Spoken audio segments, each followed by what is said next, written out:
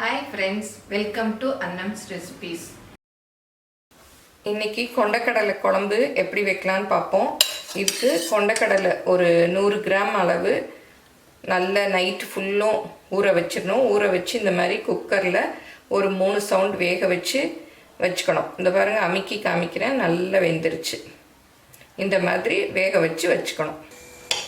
இப்போ கொண்டக்கடலை குழம்புக்கு ஒரு மசாலா அரைக்கணும். அதுக்கு என்னென்ன தேவைன்னு சொல்லிடுறேன்.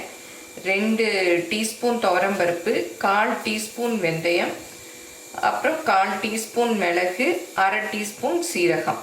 ஏன்னா வெந்தயம் கொஞ்சம் குறைச்சே போட்டுக்கோங்க, ரொம்ப போட்டால் கசக்கும். இப்போ வெறும் வானலியில் துவரம்பருப்பை வறுத்துக்கலாம். தேங்காய் இந்த மாதிரி 4 சில்லு, ரொம்ப ஊற்றினோன்னா கொழன்னு போயிடும். இந்த 4 சில்லே போதும். இப்போ இதை வெறும் வானலியில் வறுத்துக்கலாம். இப்போ துவரம்பருப்பு கொஞ்சம் வாசம் வர ஆரம்பிச்சிருச்சு. இப்போ நம்ம வெந்தயம், மிளகு, சீரகம் எல்லாத்தையும் போட்டுக்கலாம். நான் இன்றைக்கி 100 கிராம் கொண்டக்கடலை குழம்பு வைக்க போகிறேன். அதுக்கு இந்த அளவு. நீங்கள் நிறையா பண்ணிங்கன்னா இந்த அளவை கூட்டிக்கலாம். தேங்காயை வதக்க வேண்டாம், சும்மா அரைக்கரைச்சி சேர்த்துக்கிட்டா போதும். இதை அடுப்புலேருந்து இறக்கி ஆறினதும் அரைச்சிக்கலாம். ஒரு பேனோ இல்லை ப்ரெஷர் குக்கரோடைய இந்த மாதிரி அகலமாக இருக்குதோ எடுத்துக்கோங்க. அதில் கொஞ்சம் எண்ணெய், ஒரு 2 டீஸ்பூன் அளவுக்கு எண்ணெய் போதும்.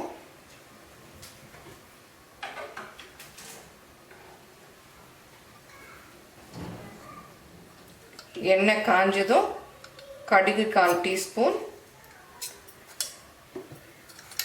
அப்புறம் உளுத்தம்பருப்பு 1/4 டீஸ்பூன், சீரகம் 1/4 டீஸ்பூன்.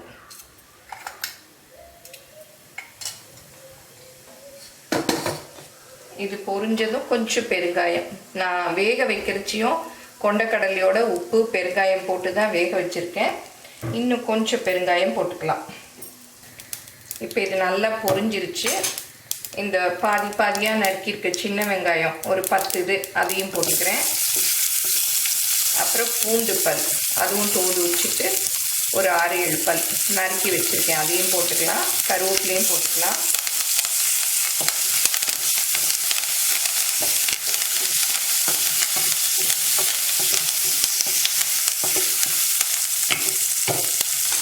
ஒரு சின்ன தக்காளி சின்னதாக நறுக்கி வச்சுருக்கேன், அதையும் போட்டுக்கலாம்.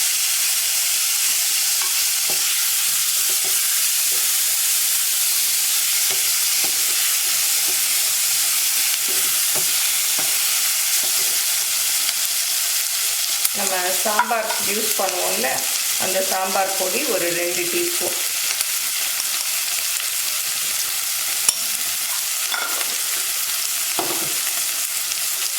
கொஞ்சம் மிக்ஸ் பண்ணிவிட்டு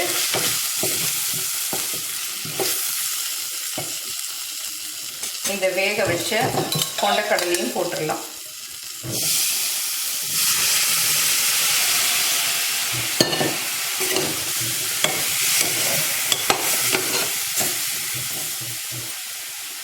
கொஞ்சம் சின்ன எலும்பிச்சம்பழ அளவு புளியை கரைச்சி இதில் ஊற்றிடணும்.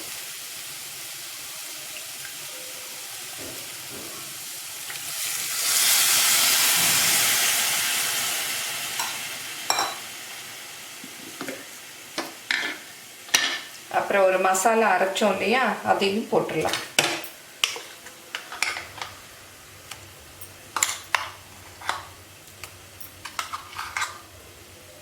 போட்டு நல்லா மிக்ஸ் பண்ணி விட்டுறணும்.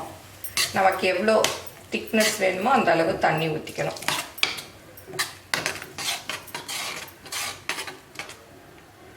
இப்போ நல்லா மிக்ஸ் பண்ணி விட்டுறணும். மிக்ஸ் பண்ணி விட்டுட்டு உப்பு நம்ம ஃபஸ்ட்டு கடலைக்கு மாத்திரம் போட்டிருந்தோம். இப்போ குழம்புக்கு எல்லாத்துக்கும் சேர்த்து போட்டுட்டு குக்கரை ஒரு சத்தம் மூடி வேக விட்டுடலாம். இப்போ ஸ்டீம் எல்லாம் போயிடுச்சு, திறந்து பார்க்கலாம். ஒரு சவுண்டு விட்டால் போதும். ஏன்னா நம்ம கொண்டக்கடலை நல்லா வேக வச்சிட்டோம். அந்த மசாலாலாம் சேர்றதுக்காக தான் நம்ம இப்போ ஒரு விசில் விட்டோம். இப்போ கொஞ்சம் கொதிக்க விட்டுக்கலாம். நல்லா வெந்துருச்சு பாருங்க. கரெக்ட் திக்னஸில் இருக்குது. அந்த துவரம்பருப்பு நம்ம வறுத்து அரைச்சி போட்டோம்ல, அந்த மசாலா போடவும் குழம்பு நல்ல வாசமாக இருக்குது. ஒரு கொதி விட்டால் போதும். அப்புறம் ரொம்ப கொதிக்க விட்டுட்டோன்னா குழம்பு வற்றி போயிடும். உங்களுக்கு இது திக்காக இருக்குதுன்னு நினச்சிங்கன்னா கொஞ்சம் வெந்நீர் கொதிக்க வச்சு கொஞ்சமாக ஊற்றிக்கலாம். இப்போ கொண்டக்கடலை குழம்பு ரெடி ஆயிடுச்சு. இதை வந்து நம்ம சாதத்தோடு சாப்பிட்லாம், சப்பாத்தி கூட சாப்பிட்லாம், இட்லி தோசை எது கூட வேணாலும் சாப்பிட்லாம். இது எல்லாரும் செஞ்சு பாருங்கள். எப்படி இருந்ததுன்னு உங்கள் கமெண்ட்ஸை சொல்லுங்கள். தேங்க்யூ.